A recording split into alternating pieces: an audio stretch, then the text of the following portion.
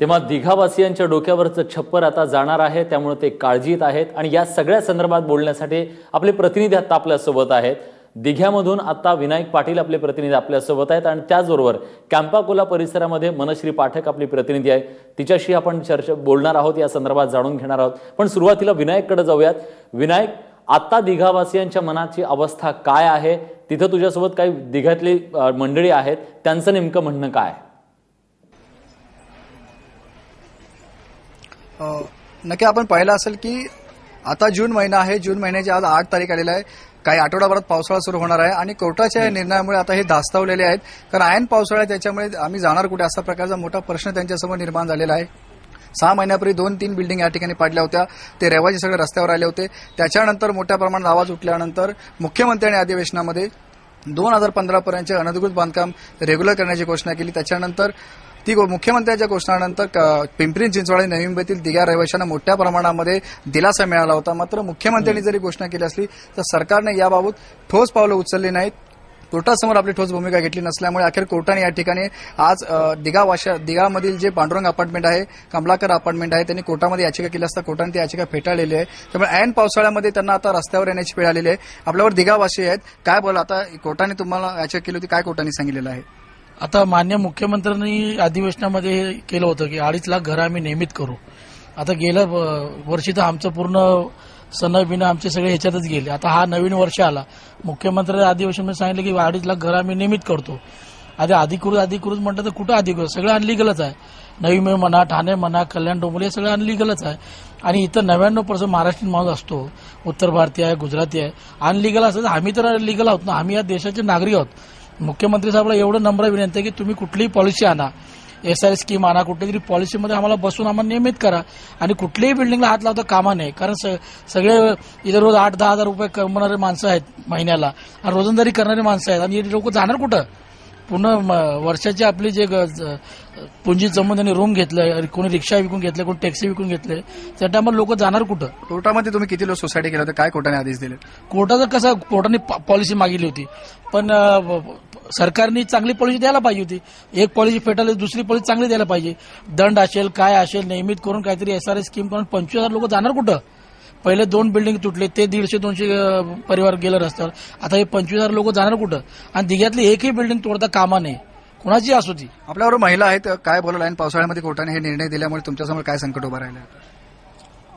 ऐन पावसाळ्याच्या वेळेस लहान मुलं आहेत, त्यांच्या शाळे वगैरे स्टार्ट झालेल्या आहेत आणि अवघ्याच 5-6 महिन्याचे बच्चू बेबीज वगैरे आहेत, म्हणजे पूर्ण महिला यावेळेस म्हणजे एवढ्या संकटात कुठे जातील? आणि याचा विचार आधी सरकारने केलाच पाहिजे, नक्कीच केला पाहिजे। आणि फक्त अवघ्या 3 दिवसाआधी आम्हाला नोटीस ठोकावली गेली आहे, तर 3 दिवसात अक्षरशः रूम भेटणं म्हणजे कठीणच आहे। आणि सरकारने हे विचार आधी केलं पाहिजे की अवघ्या 3 दिवसात या सगळे रहिवाशी कुठे जातील, शिवाय लहान मुलं आहेत, त्यांच्या शाळांचं काय, या सगळ्यांचा खूप विचार केला पाहिजे आणि नक्कीच आमच्याबद्दल काहीतरी विचार त्यांनी केलाच पाहिजे। विलास, या ठिकाणी आपण पाहिलं असेल की 3 दिवसामध्ये ह्या बिल्डिंग आहेत ते खाली करण्याचा कोर्टाने आदेश दिलेले आहेत आणि पावसाळ्यामध्ये त्यांच्या पुढे मोठा पेच प्रसंग निर्माण झालेला आहे। 2-3 दिवसामध्ये सरकारने ठोस भूमिका घ्यावी अशा प्रकारचे कोर्टाचे आदेश आहेत। मात्र आता ह्याच्या 2 दिवसामध्ये काय निघेल याबाबत लोकांनाही संशयता आहे। त्यामुळे ऐन पावसाळ्यामध्ये त्यांच्यासमोर मोठा पेच प्रसंग निर्माण झालेला आहे की आता आमची मुलं आहेत, शाळा आहेत, शाळेला जात आहेत, कोणी कामाला आहेत, कोणी रिक्षा चालवत आहेत, म्हणजे गोरगरीब लोक आहेत, मध्यमवर्गीय लोक आहेत। ऐन पावसाळ्यामध्ये या डिसिजनमुळे, या निर्णयामुळे लोकांसमोर मोठा पैस प्रसंग निर्माण झाला। विलास, बरोबर, हे सगळेजण धास्तावलेले आहेत कारण परिस्थिती तशी निर्माण झालेली आहे। यांच्या घरावरचं छप्पर ऐन पावसाळ्याच्या तोंडावर निघून जाणार आहे, ही सगळी परिस्थिती दिघ्यातली आहे। पण तिकडे कॅम्पाकोलावासी काही दिवसांपूर्वी लढत होते आपल्या घर वाचवण्यासाठी, त्यात ते यशस्वी झालेले आहेत।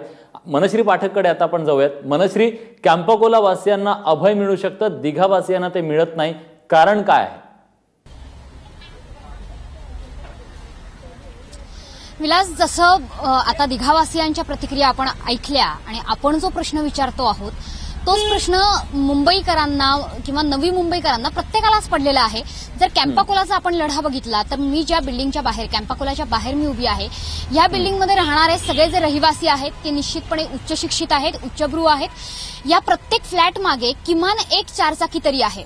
मात्र दुसरीकडे दिघ्यातली जी परिस्थिती आहे आपण बघतो की अक्षरशः कुणी रिक्षा चालवतंय, कुणी वडापावचा गाडा चालवतंय. ह्या लोकांना नेमकं आपण घर कुठलं खरेदी करतोय, कोणत्या आरक्षणाच्या जमिनीवर खरेदी करतोय याची पुरेशी कल्पना नव्हती, हे मान्य केलं पाहिजे. आणि दुसरीकडे त्यांना बिल्डरने जे फसवलं किंवा स्थानिक नगरसेवकांनी, स्थानिक लोकप्रतिनिधींचे फसवलेलं आहे, ते मात्र कुठेच या सगळ्या जाळ्यात अडकलेले नाहीत. कॅम्पाकोलावासियांना न्याय मिळाला कारण सरकारने वेळोवेळी त्याच्याबाबत पावलं उचलली. कॅम्पाकोलावासियांचा जो लढा होता तो माध्यमातून म्हणा किंवा आणखी कुठल्याही सोशल मीडियातून सुद्धा खूप गाजला, कारण हा जो सगळा वर्ग होता यांनी खूप प्रखरपणे आपला लढा हे लढू शकले, त्यासाठी वेळ देऊ शकले. या विरुद्ध स्थिती मात्र आपल्याला दिघ्यात बघायला मिळते. अगदी शेवटच्या तारखेला कोर्टाकडे विचारणा केली गेली की आम्हाला आणखी मुदतवाढ हवी आहे दिघ्यासाठी, मात्र कोर्टाने ही मुदतवाढ स्पष्टपणे नाकारली, कारण आधीच त्यांना ही मुदतवाढ देऊन झालेली होती.